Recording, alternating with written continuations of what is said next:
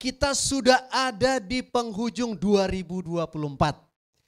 Tidak terasa tahun 2024 kita sudah lewati dengan berbagai persoalan, tantangan yang kita hadapi. Saya percaya di sepanjang tahun ini banyak hal terjadi di luar ekspektasi kita. Banyak hal terjadi di luar dugaan kita dan di luar perencanaan kita. Mungkin ada yang terjadi hal yang baik. Ada mujizat Tuhan yang terjadi dalam hidup saudara. Yang tadinya belum dapat kerja, dapat kerja. Yang belum pernah dapat proyek, dapat proyek. Saudara tiba-tiba dipromosi oleh Tuhan. Saudara, itu tentu hal yang baik yang saudara bisa terima di 2024. Tetapi ada juga saudara di mana di dalam 2024 ini ada hal yang kurang baik mungkin kita bisa terima. Yang tadinya baik-baik tiba-tiba divonis dokter kita mengalami sebuah penyakit. Saudara, itu sesuatu yang tidak kita duga. Nah, di dalam jemaat ini ada yang begitu. Kemudian ada di saudara yang sudah mengharapkan gaji naik-naik, ternyata sampai akhir Desember gaji tetap tidak naik. Saudara sudah mengharapkan dipromosi, saya mau naik jabatan, tapi ternyata sampai hari ini belum juga dipromosi. Mungkin saudara sedang menginginkan pekerjaan yang saudara harapkan, tapi sampai hari ini belum juga tercapai. Nah, pasti setiap kita punya tantangan yang kita hadapi hari-hari ini. Atau saudara mengharapkan, Tuhan saya mau di 2024 ini Tuhan Engkau menyembuhkan. Tapi juga belum juga sembuh. Dan sebagainya. Dan pertanyaannya bagi setiap kita. Di dalam semua persoalan kita ini, bagaimana kita meresponnya sampai hari ini? Apakah kita mengakhiri tahun 2024 ini dengan kekecewaan? Atau dengan hilang pengharapan? Atau kita mengakhiri tahun 2024 ini dengan satu pengharapan yang penuh kepada Tuhan dan percaya bahwa saya di 2024 mengakhirinya dengan mujizat Tuhan. Saya percaya ada terobosan yang Tuhan akan kasih. Tergantung respon kita. Dan Tuhan selalu melihat respon. Makanya dikatakan saudara, mata Tuhan menjelajah ke seluruh bumi. Dan dia mau melihat apakah ada iman. Karena dia ingin memberikan seluruh kekuatannya kepada mereka yang mencari dia. Jadi saudara, perubahan hidup kita ini juga tergantung kepada respon kita terhadap firman Tuhan. Ada amin saudara? Di 2000 tahun yang lalu Yesus sudah datang. Dan kedatangan Yesus itu saudara memperlihatkan kepada dunia bahwa yang tidak mungkin bisa mungkin terjadi. Yang mustahil bisa terjadi di dalam kehidupan siapapun. Saudara, kalau kita renungkan dan kita baca Alkitab, begitu banyak mujizat dan keajaiban terjadi di dalam kedatangan Tuhan Yesus. Bahkan mulai pemberitaan kedatangannya sudah banyak mujizat terjadi. Di dalam kelahirannya banyak mujizat terjadi. Orang-orang banyak berubah. Pertanyaannya, apakah kita mau merespon? Saya percaya begini. Alkitab itu ditulis bukan hanya untuk orang-orang pada zaman itu. Kalau itu ditulis bagaimana mujizat terjadi, bagaimana hal-hal yang luar biasa terjadi. Itu supaya kita baca dan supaya kita juga mengharapkan hal yang sama. Kedatangan Tuhan Yesus, kelahiran Tuhan Yesus, saya mau juga terjadi mujizat. Ada amin saudara. Saya berdoa supaya saudara menangkap pesan ini. supaya tidak hanya berlalu begitu saja. Karena Alkitab itu tidak seperti koran, saudara. Koran itu dibaca hanya pengertian. Tapi firman tidak hanya sekedar koran. Firman yang kita baca penuh dengan kuasa. Ketika kita sepakat, ya Tuhan, saya percaya, saya mengaminkan. Itu akan terjadi dalam hidup kita. Karena itu saudara, di bulan ini kita akan berbicara tema khusus, yaitu adalah the miracle. Yaitu keajaiban dan mujizat yang Tuhan lakukan bagi umatnya. Dan hari ini saya akan berikan judul mujizat di dalam pemberitaan kelahiran. Kita mulai dari pemberitaan kelahiran Tuhan Yesus. Mujizat apa sih yang terjadi pada zaman dulu. Dan biarlah mujizat dalam pemberitaannya juga di masa sekarang ini. Di kelahiran Tuhan Yesus terjadi di dalam hidup kita. Ada amin. Nah, mari bangkit berdiri, kita baca firman Tuhan.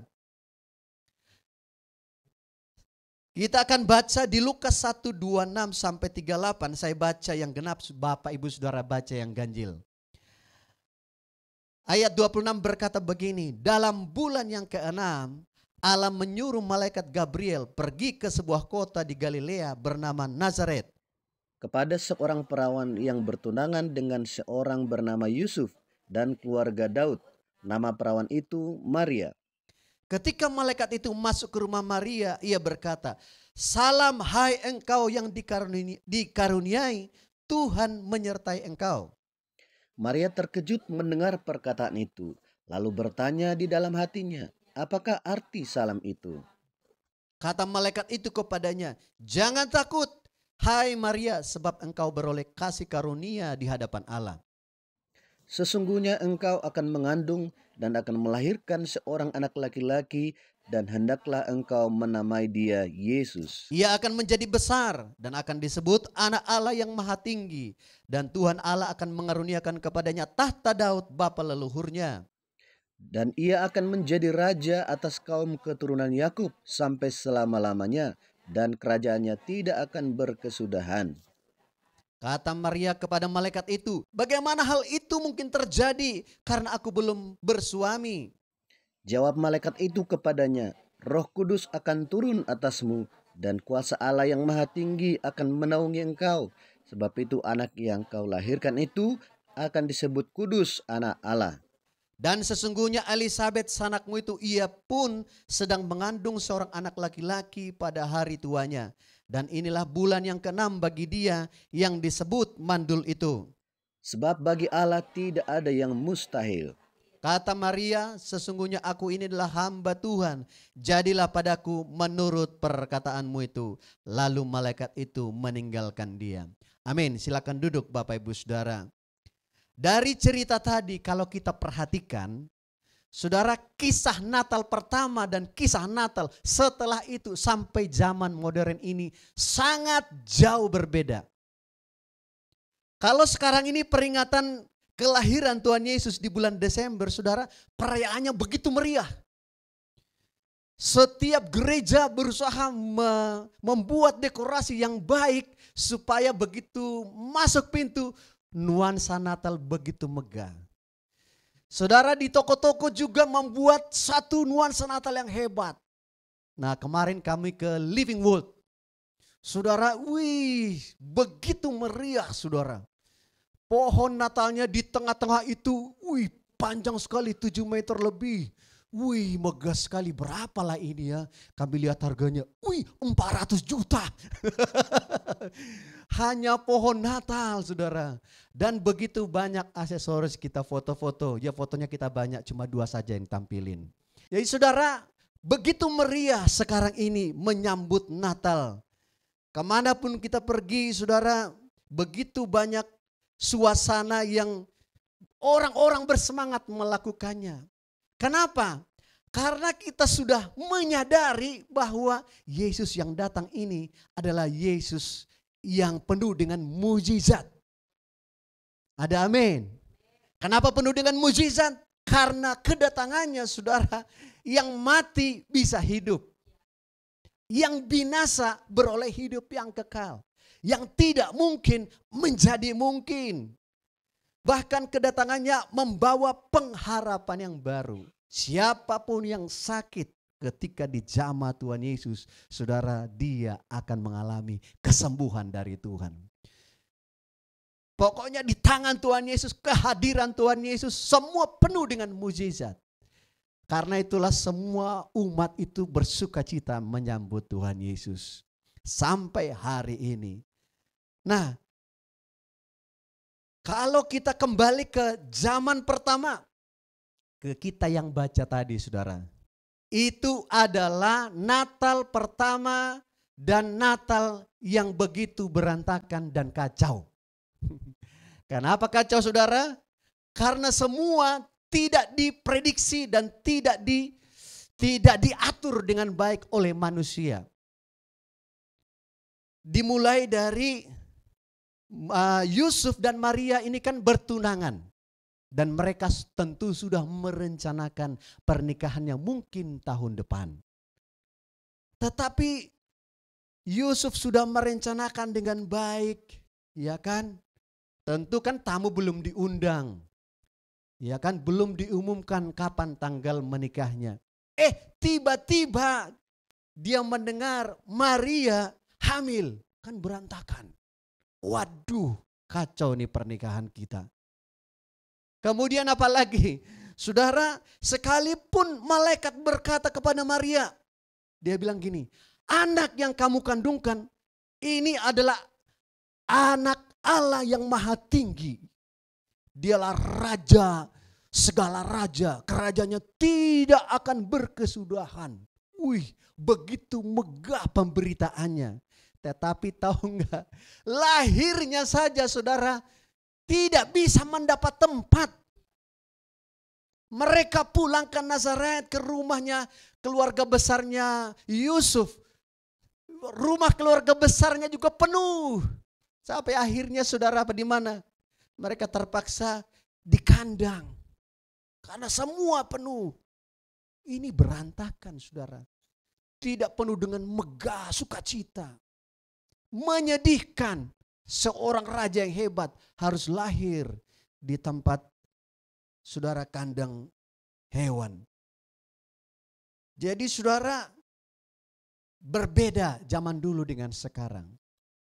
Tetapi kabar baiknya, ya saudara, kalau kita mengikuti cerita tadi, saudara, dari hal keadaan yang tidak diprediksi, yang tidak direncanakan atau di luar rencana, yang menurut pikiran manusia tidak baik gitu ya, tidak masuk akal, tapi ada mujizat-mujizat yang Tuhan lakukan. Pertanyaannya, mujizat apa yang terjadi di dalam pemberitaannya? Yang pertama kita belajar, saudara, di dalam pemberitaannya, dia sudah memilih Maria untuk melahirkan Kristus. Itu mujizat. Ayat 31 berkata begini, sesungguhnya engkau akan mengandung dan akan melahirkan seorang anak laki-laki dan hendaklah engkau menamai dia Yesus. Saudara, kalau kita pertama ya, Maria mendengar malaikat Tuhan ini bicara, pasti kesannya dia apa? Pasti dia bingung.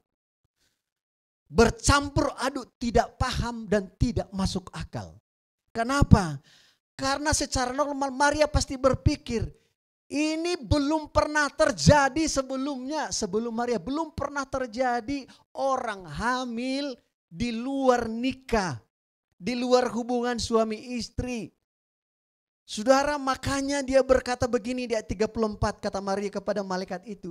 Bagaimana hal itu mungkin terjadi karena aku belum bersuami? Tidak mungkin itu terjadi. Sekalipun malaikat sudah berusaha memberitahukan begini. Roh Kudus akan turun atasmu dan kuasa Allah yang maha tinggi akan menaungi engkau. Saya percaya Maria tetap tidak memahami. Karena apa saudara? Kalau kita perhatikan secara normal, bayangkan saudara, ini kan pesannya tidak jelas Gabriel ini. Kenapa tidak jelas? Bayangkan saudara, Maria berpikir, emang kalau Roh Kudus turun, saya hamil. Gimana ceritanya itu? Roh Kudus turun hamil. Itu kan tidak masuk akal. Mau saintis manapun, ilmu pengetahuan manapun itu tidak bisa membuat satu ramuan perencanaan atau rumus. Tidak bisa. Kok bisa hamil saudara? Tidak bisa masuk akal. Jangankan zaman Maria ya. Sekarang saja saya tanya, ini sudah 2000 tahun. Tiba-tiba datang ada seorang jemaat di sini. Terus dia katakan ya kepada kita, Bapak Ibu, saya mengumumkan saya hamil oleh Roh Kudus. Kira-kira ketawa enggak semua? Pasti ketawa. Iya kan? Kita percaya enggak? Ada kemungkinan besar kita tidak percaya. Tidak mungkin. Oh pasti kamu sama siapa itu? Laki-laki siapa itu? Pasti begitu. Apalagi zaman Maria. Tetapi saudara, Tuhan benar-benar membuat dia hamil. Itu mujizat. Ada amin saudara. Itu membuktikan sesuatu yang tidak mungkin di luar akal manusia. Bahkan sampai hari ini di luar akal kita. Tuhan bisa benar-benar ada hamil. Benar-benar akhirnya Yesus bisa lahir dari rahim seorang perawan. Nah, aplikasinya buat kita hari ini apa? Saudara, ini membuktikan bahwa di dalam hidup kita ini sesuatu yang tidak mungkin pun Tuhan bisa lakukan. Ada amin? Coba bayangkan sekarang saudara, keluarga saudara mungkin sedang bermasalah. Pak, atau Tuhan, ini enggak mungkin. Tidak mungkin bisa lagi baik. Ini sudah mustahil. Ingat, Yesus sudah lahir. Dia sanggup melakukan yang tidak mungkin menjadi mungkin. Ada amin saudara? Atau saudara mungkin ada yang sakit. Dokter sudah prediksi. Saudara di stadium ini akan terjadi, ini akan terjadi. Tidak mungkin menurut manusia. Ingatlah, Yesus sudah datang. Dan dia sanggup menyembuhkan saudara. Ada amin. Saudara mengatakan, bagaimana mungkin saya dipromosi Tuhan? Di tempat kerja saya dianiaya, saya terus dibully terus. Bagaimana bisa naik pangkat, bagaimana gaji bisa naik? Bagi kita mungkin mustahil. Tapi ingat, kedatangan Yesus sanggup membuat yang tidak mungkin menjadi mungkin. Ada amin saudara? Pegang firman Tuhan. Yesus saja bisa loh, di rahim Maria saja yang tidak mungkin menjadi mungkin. Dalam hidup saya juga tidak ada yang tidak mungkin. Makanya malaikat tadi berkata, apakah ada yang tidak mungkin bagi Tuhan? Tidak ada yang tidak mungkin. Karena itu di masa Natal ini, mari saya mengundang saudara, tanggalkan semua pemikiran kita, cara berpikir kita dengan kekuatan kita tanggalkan. Percaya kepada Tuhan. Ada amin saudara? Semua Tuhan bisa lakukan dengan cara yang jaib. Tuhan bisa buat suamimu yang tadinya garang menjadi baik. Bisa. Tuhan bisa merubah istri menjadi baik. Bisa. Tuhan bisa merubah anak kita menjadi baik. Bisa. Tidak ada yang mustahil. Ada amin saudara? Saya berubah menurut saya perkara yang mustahil menurut saya. Kalau saya membayangkan waktu saya anak kecil, aduh, kacau sekali. Tapi Tuhan bisa rubah ternyata. Bahkan saya tidak pernah berpikir saya jadi gembala. Menjadi orang yang takut akan Tuhan, tidak pernah bisa berpikir. Tapi saya percaya kalau saya bisa jadi hamba Tuhan, saya percaya ibu saya berdoa terus. Saya berdoa anak saya menjadi anak yang takut akan Tuhan. Mungkin di dalam waktu-waktu dia pribadi, tapi pasti ada yang berdoa buat kita. Ada amin Bapak Ibu Saudara. Saudara, pertanyaannya, maukah kita merespon seperti Maria? Seperti apa sih respon Maria? Saudara, Maria itu di tengah-tengah kebingungan. Di tengah-tengah dia tidak mengerti dan tidak paham maksud daripada semua pesan itu.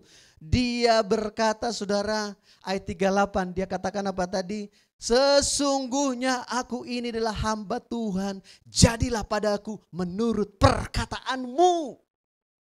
Lalu malaikat itu meninggalkan dia. Saudara, kalau kita mengatakan saya ini hamba Tuhan, berarti apa saudara? Kita berarti sedang mengatakan jadilah padaku sesuai perkataanmu. Nah, perkataan Tuhan sekarang sudah di package dengan bagus ada di dalam Alkitab. Sudah jelas, tidak perlu lagi malaikat berbicara satu persatu. Di firman jelas. Jadi ambil pesan Natal ini, jadilah ini menjadi bagian saya Tuhan. Artinya apa saudara?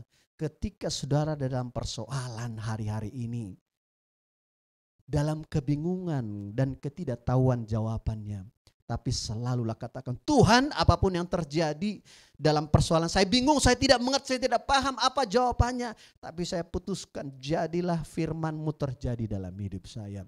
Saya mau melakukan kebenaran firman-Mu. Contohnya apa? Datang pada hari Minggu ke gereja, datang. Kenapa? Karena hari Minggu adalah hari sabatnya Tuhan.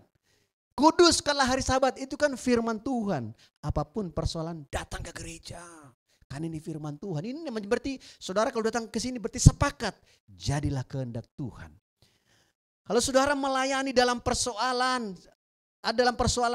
saudara sedang melayani, tetap melayani Tuhan. Itu namanya percaya kepada Tuhan.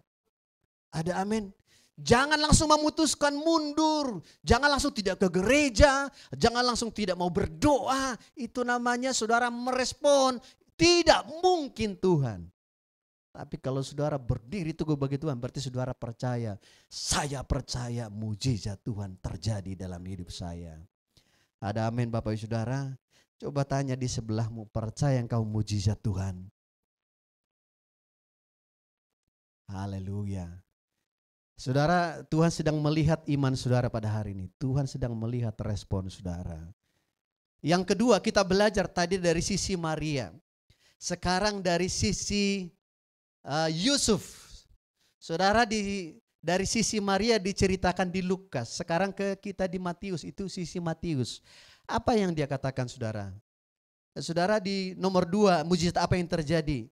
Tuhan juga melakukan mujizat kepada Yusuf. Tentang rencananya yang ajaib.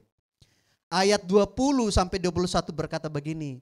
Tetapi ketika ia mempertimbangkan maksud itu, ini namanya si Yusuf. Dia mempertimbangkan mau cerai atau mau pisah dengan Maria. Karena dia mendengar itu Maria hamil. Malaikat Tuhan nampak kepadanya dalam mimpi dan berkata, Yusuf anak Daud, janganlah engkau takut mengambil Maria sebagai istrimu, sebab anak yang di dalam kandungannya adalah dari Roh Kudus. Dan ia akan melahirkan anak laki-laki dan engkau akan menamakan dia Yesus, karena dialah yang akan menyelamatkan umatnya dari dosa mereka. Saudara, saya percaya, saudara, awalnya Yusuf ini begitu sakit hati dan kecewa. Cuma nggak terlalu diceritakan. Tapi dia begitu kecewa. Kenapa? Orang yang dicintainya, Maria, tiba-tiba hamil. Padahal ini tunangan. Saudara, kita bayangkan kalau terus tunangan kita hamil, apa enggak saudara enggak kecewa? Sangat kecewa. Betul enggak saudara? Saudara, kita bersyukur Yusuf tidak mengambil jalan pintas. Biasanya kalau orang putus cinta bisa bunuh diri. Iya kan? Dia tidak bunuh diri saudara. Dia masih bertahan. Dia hanya berpikir begini, oke lah. Kalau begitu pisah, enggak apa-apa deh, pisah aja. Iya kan? Tapi saudara, saya percaya di tengah-tengah dia mengambil keputusan mau pisah itu. Pasti ada satu pertanyaan dalam pribadinya saudara. Maria, mungkin dalam tempat tidurnya gitu ya. Kamu ini, aduh, saya kurang baik apa sama kamu? Saya begitu mencintaimu loh, kok bisa kamu hamil kepada orang lain? Iya kan? Banyak sekali alasannya kamu itu hamil sama Roh Kudus, ada-ada aja. Kalau kamu memang dengan orang lain, bilang dong dari dulu. Kenapa setelah tunangan baru kamu melakukan itu buat saya? Nah, Yusuf ini kan orang sederhana, orang miskin. Kalau memang gara-gara saya ini orang sederhana, orang miskin, bilang dong dari dulu. Saudara, begitu banyak bergejolak dalam hatinya. Akhirnya dia mengatakan, ya udah, saya mau putuskan aja. Tetapi di tengah-tengah dia, saudara, kebingungannya itu, malaikat Tuhan kok bisa datang kepada dia. Itu hal yang mustahil dan bisa berbicara di dalam mimpinya. Yusuf, anak yang dikandung itu dari Roh Kudus. Itu ajaib. Tuhan bisa bicara melalui mimpi. Tidak semua orang bisa dapat itu. Tapi Tuhan bisa lakukan itu di tengah-tengah situasi yang sulit kepada Yusuf. Itu mujizat. Ada amin, saudara. Dan di tengah-tengah situasi itu, saudara, apa yang terjadi? Ayat 24. Sesudah bangun dari tidurnya, Yusuf berbuat seperti yang diperintahkan malaikat Tuhan itu kepadanya. Ia mengambil Maria sebagai istrinya. Saudara, di tengah-tengah kebingungannya, di tengah-tengah kegalauan hatinya, di tengah-tengah kesedihan hatinya, saudara, dikatakan dia memutuskan persis seperti Maria. Dia memutuskan berbuat seperti yang diperintahkan malaikat Tuhan itu kepadanya. Berarti apa? Dia menundukkan pikirannya kepada kebenaran. Dia menundukkan dirinya kepada firman Tuhan. Dia membuang perasaan kecewanya. Dia membuang semua pemikiran logikanya. Walaupun menurut dia mungkin tidak masuk akal. Dia membuang semuanya itu dan dia memutuskan, saya mau percaya kepada Tuhan. Saudara, keputusan tunduk kepada kebenaran yang dilakukan Yusuf, itulah yang membuat Yusuf menjadi orang yang paling berbahagia di dunia ini. Kenapa saya bilang begitu? Saudara, dia akhirnya, saudara, dia punya anak, walaupun dikatakan dia ayah angkat ya, secara biologis. Tetapi saudara, dari hidup dia dan Maria lahir raja di atas segala raja, Tuhan di atas segala Tuhan. Sampai hari ini diceritakan yang namanya Yusuf. Dan dia adalah bapa yang baik. Bertanggung jawab. Coba kalau dia memutuskan, oh saya tidak percaya. Saya percaya Tuhan bisa lakukan dengan cara yang lain. Saya tidak mau, pokoknya saya tidak mau menikah sama Maria. Saudara, ceritanya lain. Dia akan dikenal sebagai bapak yang tidak bertanggung jawab. Sepanjang akhir zaman. Keputusan ada di kita. Saudara, Yudas, murid Tuhan Yesus, yang tadinya dikenal dengan bagus. Tapi endingnya dia mengakhiri dengan tidak baik. Dia memutuskan bunuh diri. Jadi kalau kita sebagai orang percaya ketika berada di depan, mungkin pendeta berbicara Yudas Iskariot, saudara langsung timbul benak sini, saudara, satu kata, bunuh diri. Tidak menjadi contoh. Menjadi orang yang paling, saudara, tidak menjadi panutan bagi banyak orang lain. Tapi keputusan Yusuf itu, saudara, membuat dia menjadi orang yang paling berbahagia. Saudara, kalau dia mungkin mendengar dari sorga cerita tentang kelahiran Tuhan Yesus, nama dia disebut terus. Wih, coba kalau saudara bayangkan ya, saudara di mana-mana gitu ya, terus ada yang menyebutkan, wih, itu dulu Pak Marasal. Saudara dengar itu, wih, bahagia hidup. Di mana-mana gitu ya. Sampai di Eropa diceritain, ada seorang yang namanya Pak Marasal. Bayangkan saudara, betapa bahagianya hidup kita ini. Ada amin. Jadi ambil keputusan untuk mengambil keputusan seperti Yusuf. Maukah kita di tengah-tengah kekacauan yang kita hadapi hari-hari ini? Saudara, maukah kita mengalami mujizat Tuhan? Amin. Kalau kita mau katakan, Tuhan saya mau, jadilah kehendak-Mu. Ada amin saudara? Ambil keputusan. Tadi pagi saya sudah cerita, jadi ada cerita lucu dalam keluarga kita. Saudara, anak saya Abraham nomor 2, minggu lalu kami lihat dia cukup stres dengan menghadapi ujiannya. Terlalu banyak hafalan, sampai lembur-lembur. Sampai gak tidur-tidur dia. Tentu kalau begitu saudara mempengaruhi emosi. Kadang-kadang kita suruh sana, jawabannya jadi ketus-ketus. Karena apa? Maunya dia kan jangan diganggu saya. Ya, tapi kan nggak bisa begitu hidup. Kita suruh sana, suruh sini, gini dia kan. Jadi jawabannya menjadi ketus-ketus saudara. Mungkin di dalamnya jadi marah sedikit, tidak tahukah saya ini lagi ujian, mungkin kira-kira begitu ya. Jadi banyak bergumul dia, akhirnya jawabannya tidak menyenangkan. Akhirnya saya dengan Ibu Mita, kita diamkan aja juga. Kemudian setelah saya ketik-ketik, ya setelah berlalu ujian, saya ketik-ketik di komputer, tiba-tiba dia datang saudara. Tapi saya mau ngomong. Ngomong apa ini? Dari tadinya galak-galak terus saya mau ngomong. Ya apa Bram? Gitu. Setelah saya berdoa tadi, ya Tuhan mengingatkan saya bahwa saya itu salah. Kemudian Tuhan berkata bahwa saya harus minta maaf sama papi. Karena itu saya minta maaf sama papi. Wih keren banget, saya bilang amazing. Wow, ini menjadi contoh yang baik ini. Akhirnya apa saya bilang juga, saya juga minta maaf ya bang ya. Kalau ada kata-kata papi yang salah, akhirnya kita berpelukan saudara. Wih, itu hal yang romantis saudara. Itu jarang terjadi tuh, laki-laki dengan laki-laki. Itu jarang saudara. Kalau itu yang terjadi, itu membuat dia dipulihkan saudara. Jadi dia makin bersuka cita. Jadi keputusan dia itu membuat dia bebas. Coba kalau dia diamin terus keadaan itu akan berkepanjangan jadinya. Bersyukur dia memutuskan yang benar. Jadi pesan Tuhan bagi kita, putuskanlah yang baik supaya kita mengalami mujizat Tuhan. Ada amin. Kemudian yang ketiga, mujizat apa lagi yang terjadi saudara? Saudara, di dalam pemberitaan itu Allah menyatakan bahwa Yesus adalah Raja yang dijanjikan itu. Lukas 1 ayat 32 sampai 33 berkata begini.